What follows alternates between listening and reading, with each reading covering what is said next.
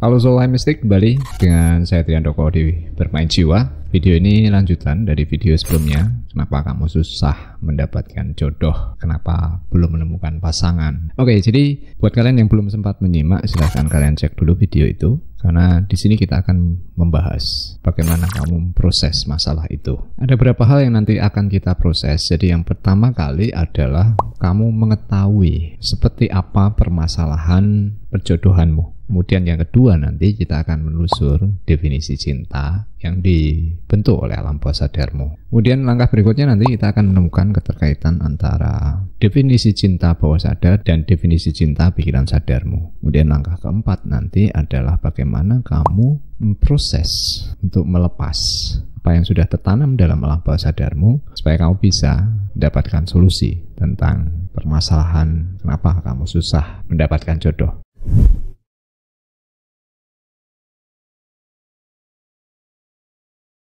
Oke, jadi untuk memproses langkah-langkah ini nanti, seperti biasa kamu bisa menggunakan 3 fase meditasi mistik. Silahkan yang mungkin belum tahu, kalian bisa cek tutorial meditasi mistik. Jadi intinya, kamu mencoba merumuskan apapun dari setiap langkah ini tadi di fase ketiga, fase kontemplatif. Jadi apapun yang kita proses itu kita menggunakan fase kontemplatif, fase dimana kamu benar-benar sudah melalui ketenangan dan relaksasi ya. Jadi supaya ini bisa lebih terhubung dengan frekuensi kesadaranmu yang lebih tinggi. Nah, langkah awal kita adalah mengenali permasalahan kita terkait dengan proses kenapa kamu susah mendapatkan jodoh. Jadi ada banyak masalah, tapi yang penting di sini adalah kaitan level status hubungan kalian dan apa yang terjadi dengan status itu. Jadi misalnya masalah pertama, kamu mencari pasangan,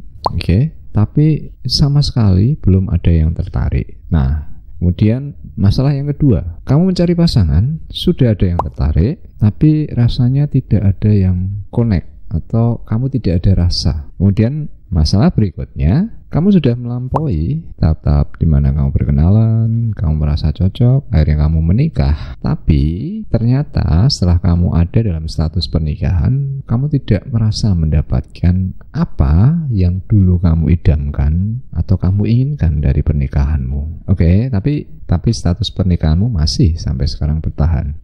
Kemudian masalah berikutnya adalah kamu pernah mengalami kegagalan dalam pernikahan. Oke, kegagalan bisa sekali atau mungkin sudah berulang kali. Artinya kamu sudah mengalami kegagalan pernikahan dan statusmu kembali menjadi jomblo. Entah kamu janda atau duda, tapi kamu tidak memiliki pasangan. Nah, di sini problemnya adalah tentang bagaimana kamu mendapatkan pasangan kembali lewat pernikahan. Ada mungkin dalam status sekarang kamu masih jomblo, belum mendapatkan pengganti. Nah, ini nanti ada kaitan tentang definisi cinta dan pengalaman apa yang sudah tertanam dalam alam bawah sadar terkait proses pernikahan sebelumnya. Kemudian masalah berikutnya lagi, entah statusmu sudah menikah atau kamu mengalami kegagalan pernikahan, kemudian kamu menemukan seseorang, kamu merasa tertarik dan kalian merasa cocok, tapi terkendala oleh status. Artinya hubungan ini adalah hubungan di luar status. Salah satu dari kalian atau kalian berdua adalah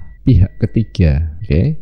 Kemudian masalah berikutnya yang mungkin juga terjadi, dari awal kamu tidak tertarik menikah, tapi akhirnya kamu melakukan pernikahan, entah karena dorongan orang tua atau mungkin untuk menjaga status di lingkungan atau apapun alasannya. Jadi walaupun ini tidak dalam konteks kamu mencari pasangan, tapi di sini ada kaitan dengan proses misi perjalanan jiwa untuk mendefinisikan cinta atau hubungan itu sendiri. Kemudian masalah berikutnya lagi, ini ada topik yang sekarang lagi rame ya, topik tentang LGBT. Jadi kamu mengalami ketertarikan tapi bukan pada lawan jenis, tapi sesama jenis. Jadi entah karena kasus ini kamu bisa menikah atau tidak menikah kan tergantung kultur dan juga undang-undang yang berlaku di mana kamu tinggal. Oke, variasi dari ini bisa bermacam-macam ya. Karena ada juga yang sudah menikah tapi dia menjaga pernikahannya tapi dia berhubungan dengan pihak ketiga yang tadi dalam tanda kutip ada satu bentuk hubungan yang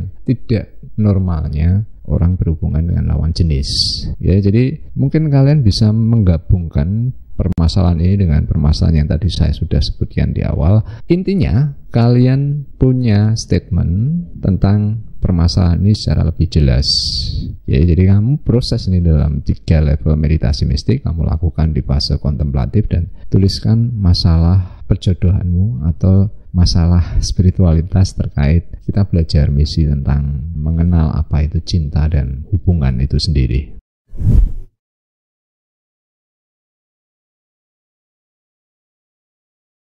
Lalu kita masuk ke langkah kedua. Oke, ini tetap dilakukan lewat 3 fase meditasi mistik, ya kan, di fase kontemplatif. Mungkin kalian bisa lakukan ini dalam satu proses meditasi, tapi mungkin lebih baik kalau ini tidak dalam sekali proses ya, karena kalian mungkin butuh menggali lebih dalam supaya data yang bisa diangkat itu menjadi lebih komplit ya. Di langkah kedua ini kita mencoba mendefinisikan cinta yang dibentuk oleh alam bawah sadar kita. Oke, di video sebelumnya saya sudah jelaskan kenapa ini bisa terjadi. Semuanya ini adalah apa yang kita tanpa sadar dulu sudah kita terima di alam bawah sadar kita semasa kita, terutama waktu kamu belum terbangun egonya, usia 0 sampai 7 ya kan. Tapi juga setelah itu sampai akhirnya kalian keluar dari rumah atau tetap bertahan di rumah tapi dengan status pernikahan. Oke.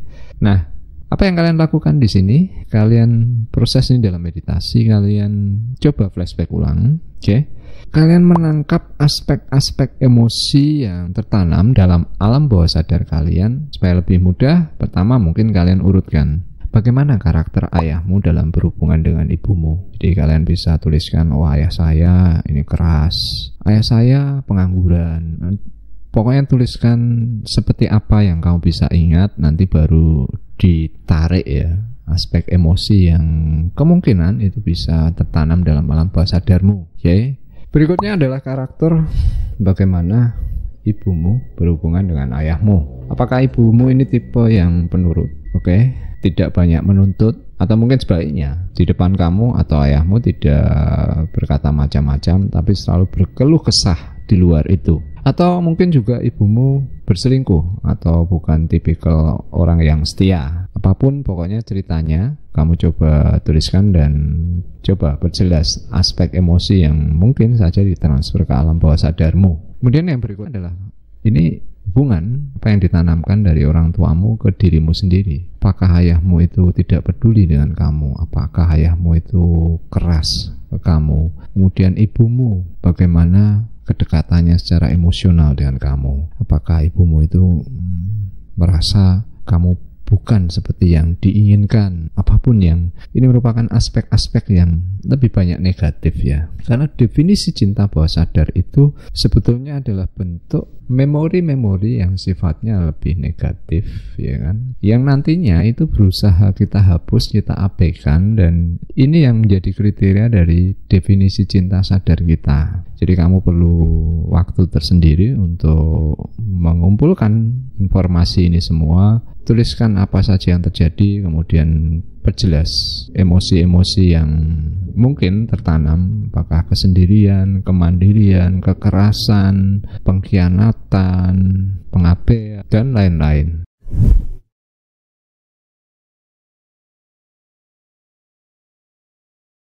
Lalu langkah berikutnya adalah menemukan keterkaitan definisi cinta sadar dan cinta bawah sadar. Nah, langkah pertama dari hal ini adalah kamu coba tuliskan kriteria pasangan ideal atau pasangan yang kamu idamkan selama ini. Oke. Nah, supaya secara mekanisme itu lebih menemukan keterkaitan antara definisi cinta sadar dan bawah sadar terkait dengan masalah yang ada sekarang, kamu bayangkan kamu seperti membuat iklan. Kalau dulu kan ada Biru Jodoh ya, tapi ini dulu.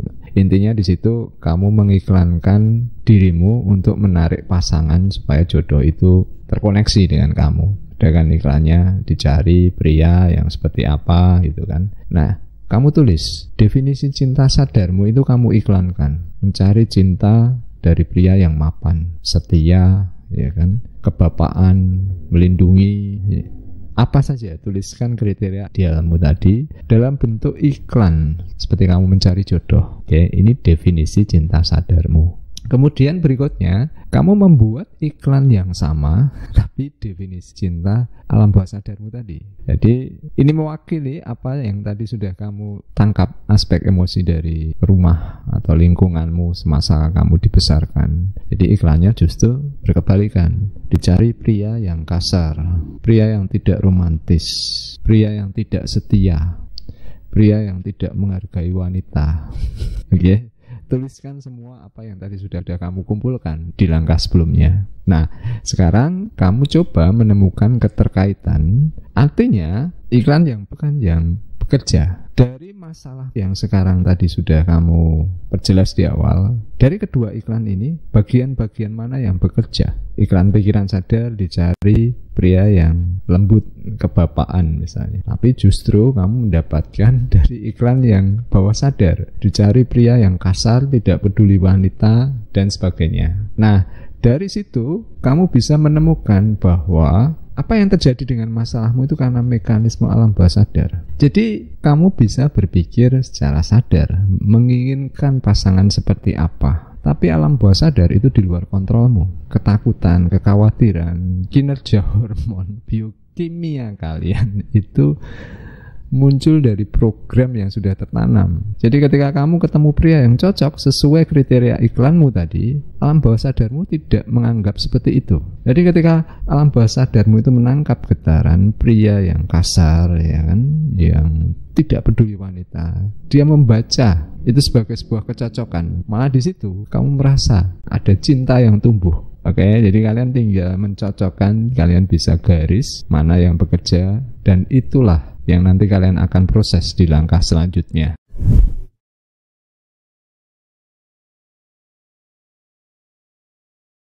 Oke, berikutnya langkah terakhir.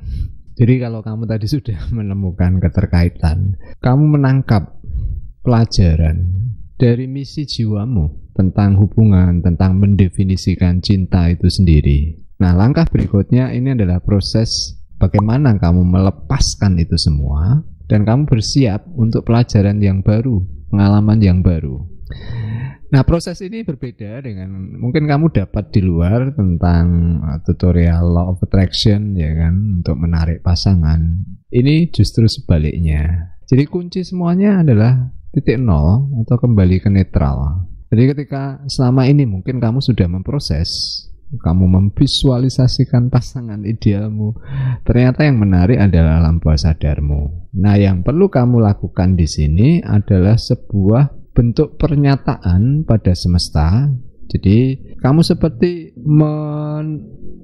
menampilkan ulang apa yang diiklankan oleh pikiran bawah sadarmu, ya kan? Kemudian dihubungkan dengan kriteria idealmu di iklan biro jodoh pikiran sadar. Kemudian kamu bisa mengatakan pada Tuhan, pada semesta, saya sudah menangkap pelajarannya. Saya sudah belajar bagaimana saya melepaskan apa yang selama ini tertanam dalam bawah sadar saya. Dan sekarang saya siap belajar untuk pengalaman yang baru, apapun itu. Kemudian ucapkan terima kasih pada semesta. Kamu sudah bergeser secara kesadaran, kamu sudah menangkap pelajaran. Itu artinya kamu sudah satu level, selesai dengan pelajaran.